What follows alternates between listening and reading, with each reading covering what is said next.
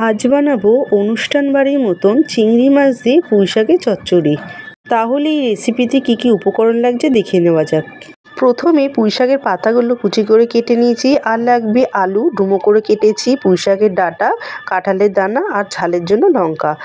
এরপর আগে থেকে ধুয়ে রাখা চিংড়ি মাছে নুন হলুদ মাখিয়ে কড়াই তেল গরম করে চিংড়ি মাছগুলো দিয়ে ভালো করে ভেজে তুলে নেব।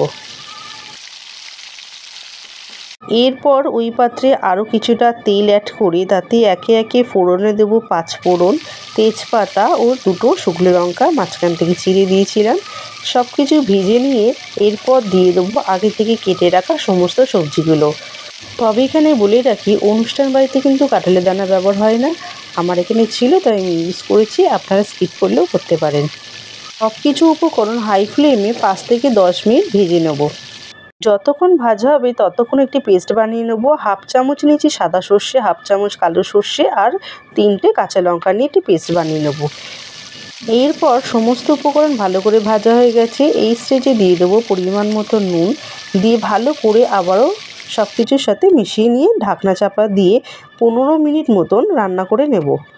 ফিরে এলাম 15 মিনিট পর। পুঁই শাকের ডাঁটা এবং আলুগুলো কতটা সেদ্ধ হয়েছে সেটা দেখব। পুঁই শাকের ডাঁটা কিন্তু এখানে 50% মতন সেদ্ধ হয়ে গেছে। এই স্টেজে দিয়ে দেবো আগে থেকে কুচি করে রাখা পুঁই শাকের পাতাগুলো। সেটিকেও সমস্ত উপকরণের সাথে ভালো করে মিশিয়ে নেব। মিশিয়ে নেওয়া হয়ে গেলে সমস্ত উপকরণগুলো সেদ্ধ হওয়ার জন্য ঢাকনা চাপা দিয়ে 10 মিনিট মতন রান্না করে নেব। ফিরে এলাম 10 মিনিট পর। এরপর একে একে উপকরণ অ্যাড করব। চেরা কাঁচা লঙ্কা, আগে থেকে বেটে রাখা সর্ষে ও কাঁচা লঙ্কার পেস্ট, আগে থেকে ভেজে রাখা চিংড়ি মাছগুলো, আর সাথে অ্যাড করব গুঁড়ো মশলার মধ্যে হলুদ গুঁড়ো, লঙ্কা গুঁড়ো, ধনিয়া গুঁড়ো, জিরে গুঁড়ো দিয়ে সমস্ত উপকরণ আবারও খুব ভালোভাবে মিশিয়ে নেব। সব কিছু ভালোভাবে মিশিয়ে নেওয়া হয়ে গেলে দিয়ে দেবো মশলা ধোয়া বাটি জল দিয়ে আবারও ভালো করে কষিয়ে নিতে হবে।